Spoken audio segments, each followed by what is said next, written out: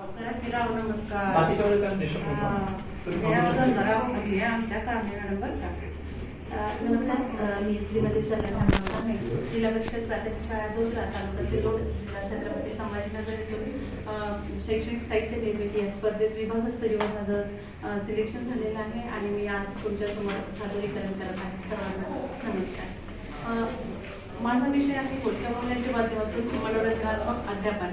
कारण आज बघितलं तर मुलांना मनोरंजनात्मक अध्यापन हे आपलं नवीन शैक्षणिक धोरणाचे 60% उद्दिष्ट ठेवलेलं आहे की प्रॅक्टिकल बेस्ड लर्निंग त्यांना द्यायची आहे आणि ऍक्टिव्हिटी बेस्ड लर्निंग सुद्धा द्यायची आहे. पारंपरिक अध्यापन पद्धती ही विद्यार्थ्यांना रटाळ वाटायला लागली, बोथट वाटायला लागलेली आहे आणि त्यांची क्रिएटिव्हिटी एवढी वाढलेली आहे की त्यांना नवीन काहीतरी हवं असतं.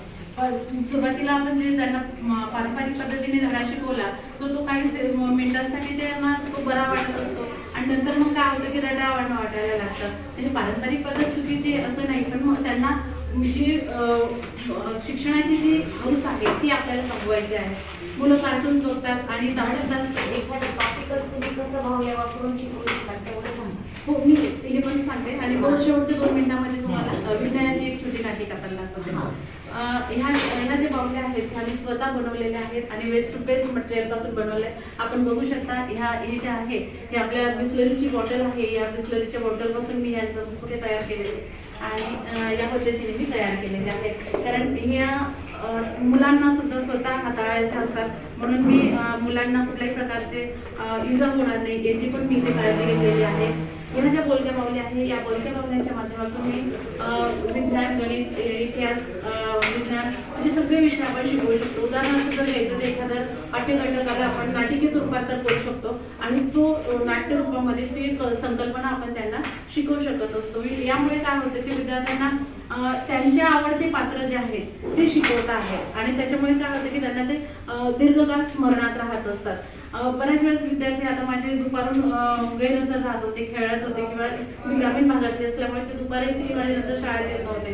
पण मी जेव्हापासून बोलक्या बोलण्याच्या माध्यमातून शिकवायला सुरुवात केली तेव्हापासून ते पूर्ण 4 वाजेपर्यंत थांबायला लागले. कारण त्यांना कोणता धडा कोणतं प्रकरण मॅडम बाहुलीच्या माध्यमातून शिकवतील आणि कशी गंमत आपल्याला बघायला मिळेल हे कुतूहल त्यांच्यामध्ये वाढत गेलं आणि त्यामुळे त्यांचे 100% 4 वाजेपर्यंत राहतात. पठनोंदणी माझी चांगली वाढली. खेड्यावरचे विद्यार्थी जे आहेत ते जास्तीत जास्त माझ्या शाळेत ऍडमिशन करत आहेत. म्हणजे हा एक त्याच्या पाठीमागचा उद्देश आहे. त्याचप्रमाणे शाळेमध्ये विशेष मुलं असतात, विकलांग मुलं असतात. यांचा न्यूनगंड विकलांग मुलांचा असतं की आपण नॉर्मल मुलांसारखे खेळू शकत नाही, वागू शकत नाही, आपल्याला दुय्यम स्थान दिलं जातं. पण अशा मुलांना जर मी ह्या बाहुल्या दिल्या किंवा विशेष मुलांना जर ह्या बाहुल्या आपण जर दिल्या आणि त्यांना खेळायला दिलं, उदाहरणार्थ जर विशेष असतील आणि त्यांना जर आपण घरामध्ये आता आपण ऐकूनच आहात की बऱ्याचशा मुलांवर अत्याचार होतात, लैंगिक अत्याचार होतात. त्यांना जर आपण अशी ही बाहुली देऊन दिली आणि समजा त्यांच्या घरामध्ये जर त्यांच्यावर मारझोड होत असेल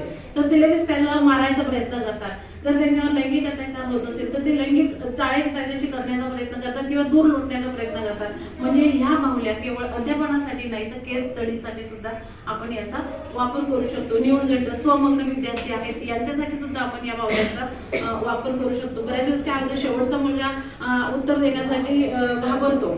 मग जर लास्ट बेंच पर्यंत जर आपण या बाहुल्या माझी जी शाळेची रचना विद्यार्थ्यांची केली ती यू पद्धतीने केलेली आहे. प्रत्येक मुलापर्यंत माझी बाहुली पोहोचते, प्रत्येक मुलाचं उत्तर घेत असते आणि ह्या बाहुल्या मुलं दिवसभर त्यांच्या पद्धतीने हाताळत असतात. त्या कोणी मराठीचे प्रश्न उत्तर विचारतात, व्याकरणाचे विचारतात, कोणी इंग्रजीतून संवाद साधण्याचा प्रयत्न करतात किंवा नाटिका सुद्धा ते त्यांचे तेच तयार करतात. एखादी संकल्पना असेल ना तर त्या संकल्पनेवरती नाटिका करतात आणि ड्रामा ते तयार करतात. अशा पद्धतीचा एक स्टेज आहे आणि एक वर्गातच एक फिट केलेला आहे. त्या वर्गामध्ये ते ड्रामा करण्याचा प्रयत्न करतात.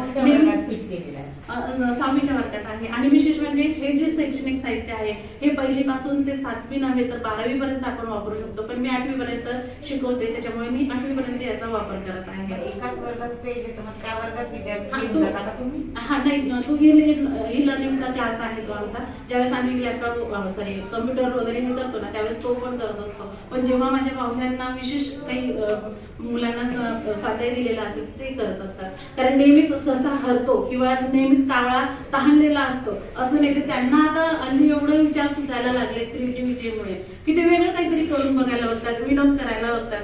आता परवाच्या दिवशीच माझ्या एका विद्यार्थ्याने बाहुलीतूनच म्हटलं की ते आणि ते किती, ते आणि ते किती, अशी त्यांचंच गमत चाललेली होती. मग त्याच्यातूनच ते म्हटलं की पण ते 15 हे 15 किती.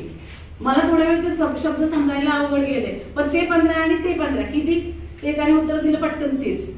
म्हणजे अशी त्यांची ती मनाची एक नवीन कल्पना तयार होत राहते आणि त्या येतात. आणि या बोलक्या पावलांच्या माध्यमातून मी जे अध्यापन करते ते ग्रामीण बोलीभाषेतून करत असते, कारण माझं गाव खेडगाव आहे जे शाळेचं आहे तिथे.